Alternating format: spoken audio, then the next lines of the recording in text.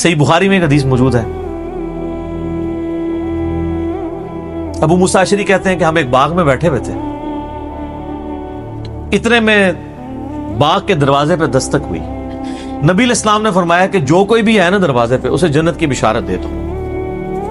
کہتے دروازہ کھولا تو سیدنا ابوبکر رضی اللہ تعالیٰ اندر آ گئے۔ تھوڑی دیر بعد پھر دستک ہوئی، ٹھک ٹھک۔ آپ فرمایا اب بھی جو آیا نا اسے جنت کی بشارت دے دو۔ دروازہ کھولا سیدنا عمر۔ پھر تیسری دفعہ جب دستک ہوئی تو نبی علیہ السلام فرمایا اب جو کوئی آئے نا اسے جنت کی بشارت دو، لیکن ان مصیبت اور پریشانیوں کے ساتھ جن سے اس کو گزرنا پڑے گا۔ تو کہتے ہیں میں نے دروازہ کھولا تو حضرت عثمان تھے، اور میں نے کہا کہ رسول اللہ نے آپ کے بارے میں یہ کہا کہ جنت ہے لیکن آپ کی جنت تکلیف کے ساتھ جڑی ہوئی ہے۔ تو انہوں نے کہا میں اللہ سے مدد مانگتا ہوں ان فتنوں کے اگینسٹ۔ اسی کا ایک طریق صحیح بخاری میں، اس میں اسی طرح یہ الفاظ ہیں، پہلے حضرت ابوبکر آئے، پھر حضرت عمر آئے، اور اس میں یہ الفاظ ہیں کہ نبی علیہ السلام ایک کنویں کی منڈیر پہ بیٹھے ہوئے تھے۔ پرانے زمانے میں وہ کنویں ہوتے تھے نا، ابھی بھی آپ دیکھیں نا بڑے کنویں ہوتے ہیں، قلعہ اور طاس میں بنے ہوئے ہیں، تو اس کی وہ جو باہر منڈیر نکلی ہوتی ہے نا دیوار چھوٹی سی، اس پہ آپ علیہ السلام بیٹھے ہوئے تھے۔ پہلے حضرت ابوبکر کو جنت کی بشارت ملی، نبی علیہ السلام نے ان کو اپنے دائیں جانب بٹھا لیا، حضرت عمر کو اپنی بائیں جانب بٹھا لیا۔ جب حضرت عثمان اندر انٹر ہوئے تو جگہ ختم تھی، تو حضرت عثمان نبی علیہ السلام کے سامنے منڈیر پہ آ کے بیٹھ گئے۔ تو راوی حدیث کہتے ہیں کہ میں نے اس حدیث سے رزلٹ نکالا ہے کہ ابو بکر عمر کی قبریں رسول اللہ کے ساتھ بنے گی، اور حضرت عثمان کی قبر نبی علیہ السلام کے ساتھ نہیں بنے گی، وہ سامنے بنے گی۔ یہ راوی نے بعد میں جب قبروں کے بعد ڈیسائیڈ کیا، یعنی مجھے تابعی ہے تبع تابعی ہے۔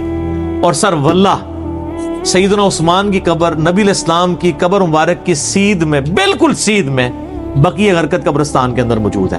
اور چند ایک قبریں جو باقی ہیں نا اس وقت اپنی صحیح فارم کے اندر سنت کے مطابق ہے، یعنی وہ بہت اونچی نہیں ہے، ارد گرد وہ پتھروں کی یعنی فصیل بنی ہوئی ہے چھوٹی سی، وہ ایک بالش جو اجازت ہے صحیح بخاری میں اونٹ کی کوہان جتنی، اور بالکل ڈومیننٹ جگہ کے اوپر ہے، وہ سامنے وہ ارد گرد اس کے کوئی اور قبر بھی نہیں ہے، ڈومیننٹ جگہ پہ۔ پہلے تو خیر سلطنت عثمانیہ کے دور میں مزار بھی اس پہ بہت بڑا بنا تھا، آپ کو پرانی تصاویر مل جائیں گی 1886 کی، وہ تو پھر سعودی حکومت نے توڑوائے، ظاہر ہے وہ خلاف سنت مزار بنے ہوئے تھے۔ تو وہ یعنی سیدنا عثمان کی قبر بالکل صحیح سنت سے چلتی آ رہی ہے۔ اور یہ چونکہ حدیثیں میں نے پڑھی ہوئی تھی نا، میں نے کافی دفعہ سیدنا عثمان رضی اللہ تعالیٰ عنہ کی قبر مبارک پہ اشک بار آنکھوں کے ساتھ حاضری دی ہوئی ہے الحمدللہ۔ تو سیدنا عثمان کی قبر پہ میں یاد ہے، میں اشراق کے بعد ایک بار گیا نا تو مجھے اچانک یہ حدیث یاد آئی نا، تو میں نے یعنی وہ قبر کے پاس کھڑے ہو کے روضہ شریف کی طرف دیکھا نا تو بالکل ایگزیکٹ سیدھ میں وہ قبر ہے۔ اللہ تعالیٰ نے ان کو صبر دیا، اور حالانکہ آپ دیکھیں کہ شروع میں اسلام قبول کرنے میں پہلے 10 مسلمانوں میں سے ہیں سیدنا عثمان۔ حضرت ابوبکر صدیق کے یہ بڑے بیسٹ فرینڈ تھے، ان کی دعوت سے اسلام قبول کیا۔ عشرہ مبشرہ 10 جنتی صحابہ میں سے 5 ایسے ہیں جو حضرت ابوبکر صدیق کی دعوت سے مسلمان ہوئے ہیں، ان میں سے ایک حضرت عثمان ہے۔ یہ پہلے 10 مسلمانوں میں سے۔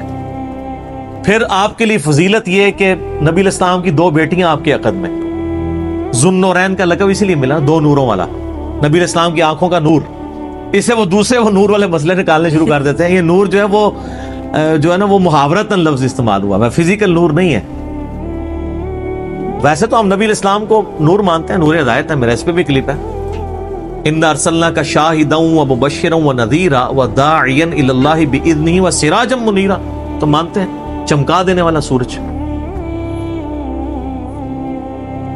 اور نبی علیہ السلام کے داماد ہونے کا ذکر سیدنا عثمان کا، یہ آپ کو نہج البلاغہ میں مولا علی کا خطبہ بھی مل جائے گا، جس میں حضرت عثمان کو انہوں نے جو سمجھانے کے لیے آئے تھے کہ بھی تمہاری اس طرح شکایتیں گورنروں کی آ رہی ہیں، پھر اس میں انہوں نے کہا کہ بھئی ابو بکر اور عمر کے جو معاملات تھے اس سے زیادہ تمہیں احتیاط کی ضرورت ہے، کیونکہ نبی علیہ السلام کے ساتھ تمہارا دامادی کا رشتہ بھی ہے۔ یہ نہج البلاغہ میں شیعہ کے ہاں خطبے میں موجود ہے، اور عشرہ مبشرہ میں بھی شامل ہے، جو ابو داؤد ترمذی میں حدیث ہے، 10 بندوں کو ایک مجلس میں نبی علیہ السلام نے جنت کی بشارت دی ہے۔ اس میں پہلے 4 خلفائے راشدین ہی ہیں، ابو بکر، عمر، عثمان و علی، 4 خلفائے راشدین، اس کے بعد طلحہ، زبیر، عبد الرحمن بن عوف، سعد ابن ابی وقاص، اور سعید ابن زید، ابو عبیدہ ابن جرح۔ تو تو یہ 10 لوگوں کو ایک مجلس میں جنت کی بشارت ملی، اس میں بھی سیدنا عثمان شامل تھے۔ اور سیدنا عثمان کو تو جنت کی بشارت کئی دفعہ ملی ہوئی ہے۔ جامعہ ترمذی میں، مسند احمد میں حدیث موجود ہے، جب باغیوں نے ان کو گھیر لیا، محصور کر دیا۔ آج میں اس ٹاپک کی طرف نہیں چل رہا، وہ ایک علیحدہ سے ایک سٹوری ہے، ادھر پھر کئی اور چیزیں بھی آئیں گی، تو میں وہ مزہ کرکرا نہیں کرنا چاہتا۔ سیدنا عثمان رضی اللہ تعالیٰ عنہ کو مسجد میں جانے سے روک دیا، میٹھا پانی آپ کے گھر پہنچنے سے روک دیا گیا، تو آپ گھر کی چھت پہ کھڑے ہوئے اور انہوں نے خطاب کیا جو لوگ وہاں پہ ان کو گھیرے ہوئے تھے۔ ترمذی میں پورا ڈیٹیل خطبہ موجود ہے، مشکات میں آلموسٹ آپ کو ساری حدیثیں حضرت عثمان کے چیپٹر میں آپ کو 30 جلد میں مل جائیں گی۔ تو ان کا لوگوں، میں تمہیں اللہ کی قسم دیتا ہوں اور اسلام کا واسطہ دے کے پوچھتا ہوں، کیا تمہیں یاد نہیں ہے کہ نبی علیہ السلام جب مدینہ شریف ہجرت کر کے آئے تھے تو مسلمانوں کے لیے میٹھے پانی کا کنواں نہیں تھا، اور نبی علیہ السلام نے کہا تھا کہ کون ہے کہ جو کنواں لے کر وقف کرے اور جنت میں سے بہتر کنواں لے لے؟ تو میں نے اپنے حلال مال سے وہ کنواں خرید کے وقف کیا تھا۔ تو سب نے کہا کہ ہم گواہی دیتے ہیں کہ آپ کے لیے بشارت تھی۔ کون گواہی دے رہے ہیں؟ جو مخالفین ہیں، پروٹیسٹ کرنے آئے ہیں۔ اس سے یہ بات پتہ چلی کہ وہ لوگ تھے جن کو یہ باتیں پتہ تھی، صحابہ ہی تھے، بیچ میں اور لوگ بھی مکس تھے لیکن صحابہ بھی تھے، بدری صحابہ بھی تھے، ان میں اختلاف رائے تھا، وہ علیحدہ سے ایک ٹاپک ہے۔ یوٹیوب پہ میرا کلپ ہے، شہادت عثمان کے اصلی اسباب کیا تھے۔ عبداللہ ابن سبا والا تو معاملہ ہی ذرا ڈفرنٹ